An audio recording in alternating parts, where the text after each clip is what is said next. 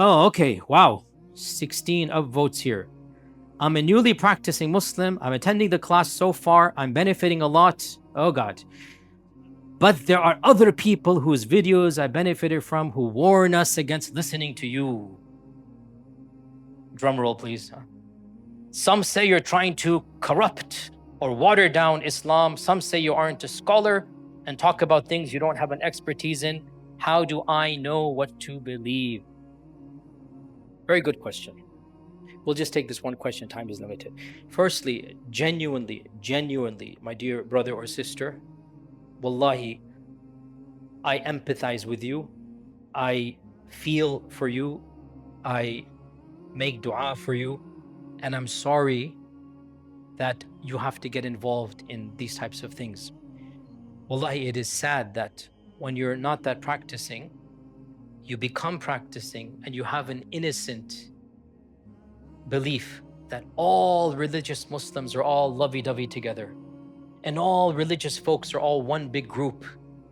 And then when you enter, astaghfirullah, it's so sad, but you realize there's a lot of politics and viciousness and backbiting and stabbing and un-Islamic ethics. And I know for a fact, and you also know this, that some people stop practicing Islam because of what they see in that circle. So wallahi, as Allah is my witness, my heart goes out to you. I'm sorry you have to face this. I'm sorry you have to see this reality. Let me answer you in 3 different levels. Let me answer you in 3 different levels. If you have 30 seconds or less, that's all you want to do, then I advise you to raise your hands to Allah and make sincere dua to Allah to guide you to those who will benefit you the most, and then follow your heart. If you have 30 seconds or less, that's all you need to do. Raise your hands to Allah and say, oh Allah, I don't know any of this stuff. This is way beyond my pay grade. Oh Allah, you are the Hadi, you are the one who guides. Oh Allah, guide me to the person or persons or the people that will benefit me the most. And then follow your heart, and Allah will not punish you after that. You see, you have the right to interrogate your teachers, you have the right to question your teachers. And I told you this from day one, maybe you didn't attend that particular lesson. My particular philosophy of Islam is somewhat not what you will hear from other people, in that the people who criticize me, I actually don't criticize them back. Believe me, that's actually true. They might view me as being misguided. I don't view them as being misguided. Yeah, I do view that they made Islam more strict than it needs to be. I do say that. They made Allah's vastness more constrained. They've made the ease of Islam more difficult. I do believe that. But I don't believe, astaghfirullah, they're evil people. I don't believe the adjectives they use for me, I would never apply back to them. I actually believe many of them are sincere, and I hope all of them, inshallah, will enter Jannah. So I am not a tit for tat. You have to understand this point. So when persons describe me as this and that, I get it, because I used to be like that as well 20 years ago. I totally get it. I don't view it as watering down. I view it as this is how Islam is, and perhaps you guys made it too strict. So look at this paradigm shift. So if you have 30 seconds, raise your hands to Allah, make dua to Allah, and then follow your heart. Literally. Like the Prophet ﷺ said, istafti qalbak. Ask your heart, right? Follow your heart, and Allah will guide you to that which is best. If you have 30 minutes or more, if you have a little bit more time, then go ahead and listen to a variety of people. In fact, I encourage you to listen to all sides. Take the same topic and listen to multiple speakers. And my advice to you, and again, I speak very factually here, I actually don't believe every preacher and scholar is meant for every audience. I believe Allah created people differently, and different people are attracted to different types of scholars. So I am totally fine with people finding comfort in other scholarship. Go to the scholars that appeal to you spiritually and intellectually and culturally. Go to the scholars that motivate you to be a better Muslim. Go to the scholars that you can trust, and Allah will not judge you after that. So spend 10, 20, 30, 40 minutes, listen to a few lectures, choose the exact same topic. You'll find the same topics among all the scholars, right? And then see how this scholar presents it, see how that person presents it, and then you judge for yourself. And if you want to, every accusation that is ever made, you'll typically find the preacher or teacher explaining it in a different lecture. In my case, I've pretty much done that in many of the lectures I've given. Not that I make it a point to defend, but just go listen and you'll find my lectures, and it's up to you. And if you genuinely feel that what I'm saying doesn't conform to your conscience, then I am telling you, like the Prophet said, leave that which is doubtful to that which is not doubtful. So if you feel that there's any doubt in any person, I am telling you, leave that person and go to find somebody that you find peace in. Your internal peace, your spiritual connection to Allah is important. I do add though that make sure the person you find motivates you to be a better Muslim.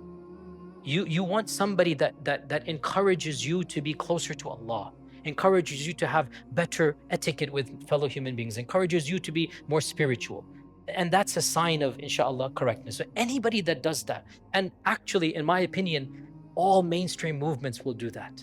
So I am not at all discouraging you from any other person or ideology.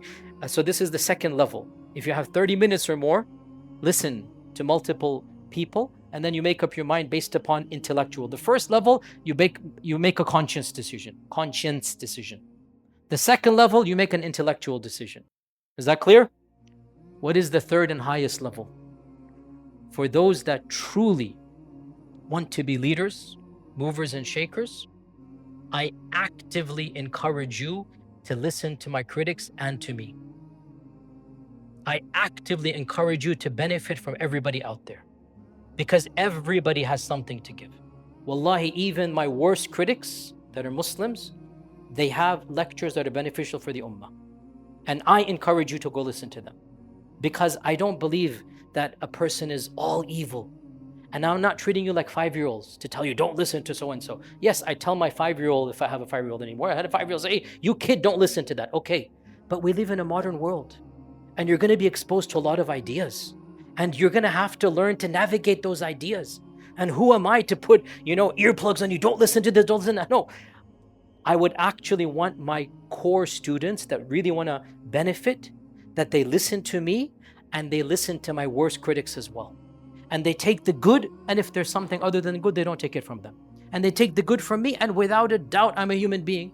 And I have no doubt that there will be mistakes I made. I have made plenty of mistakes. I've had to pay the price for it to this day, whether it's a slip of the tongue, whether it's whatever it might be. I'm a human being. And without a doubt, I would have opinions I believe are correct, but they're not going to be correct. That's the way humans are. There's only one infallible person, that's the Prophet ﷺ. So if you really want to get to a level of scholarship and dedication and benefit, I would actually say, listen to everybody that is preaching a version of mainstream Islam. Heck, even listen to non-Muslims when they have benefit, because the Prophet ﷺ said, Al-hikmatu dallatul mu'min. Wisdom is the lost item. The lost item means if you find something in the desert and there's nobody there, you have the right to take it. If there's no label, it's gonna perish or whatever, you find a bottle of water, right? Opening and evaporating. Nobody's there, you have the right to take it. That's the dalla, right? So the Prophet's hadith says that wisdom, this is the lost item of the believer. Wherever he finds it, he takes it. Go listen to TED Talks that are a benefit. They're not even Muslim. Go listen to that. Go listen to anybody that has something to benefit you, and you will be a better person. And inshallah, make dua to Allah to guide you, because the counter is that, oh, how do you know what's right and wrong? And the response is, well, it's not going to come just simply by blindly following you, is it? Right? I'm going to have to make up my mind. I'm going to have to ask Allah for help and make my way through. So these are the 3 levels I ask you. Number 1, 30 seconds, make dua, follow your conscience. Number 2, 30 minutes, listen to both sides, make an intellectual case, and bismillah. And number 3, everybody has something to benefit from, and take the good from everybody. And other than that, just ignore and move on. We have far bigger problems. I do believe these minor issues that people criticize me or others for, they're utterly trivial. So what if I have an opinion that is different than you? So what? I'm not the only one to hold it. Plenty of people before me have held it. But to make this such a big deal and to use the adjective to use, I think this is unbecoming. And I think it is creating a bigger issue out of something that's relatively small. But again, that's my opinion. And my critics think, no, this is a very serious issue. Okay, so you have to make up your minds. I have no need to defend myself. I have no desire to do so. Whoever likes what I say, alhamdulillah. Whoever doesn't, alhamdulillah. Fi kullin khair.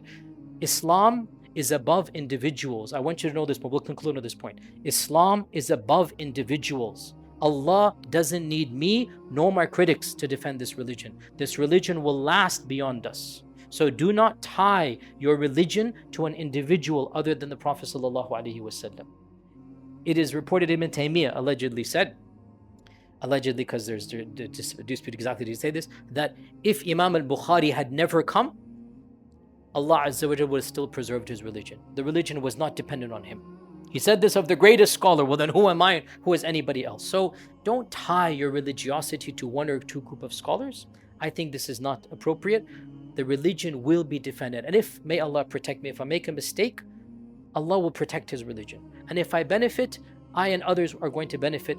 And my only dua, my main dua, is that the benefit that I do is much, much, much more than the opposite of that. And in the end, we're only human and we're fallible. We try our best, inshallah, to do what is khair and good. And once again, to conclude, wallahi, genuinely, I feel for you. And I wish you didn't have to see this vulgarity. And from my side, I ask Allah to keep me sincere and to forgive those that are sincere from our critics. They are already forgiven, no big deal. And I will meet them inshallah in Jannah if we're all pure. And those that are insincere, they have bigger things to worry about than my mistakes if you're insincere. So leave these trivial things, but in the end, these are the three levels, and may Allah guide all of us. And with this, inshallah, we'll see you all next Tuesday. Jazakumullah khair. Assalamu alaikum wa rahmatullahi wa barakatuh.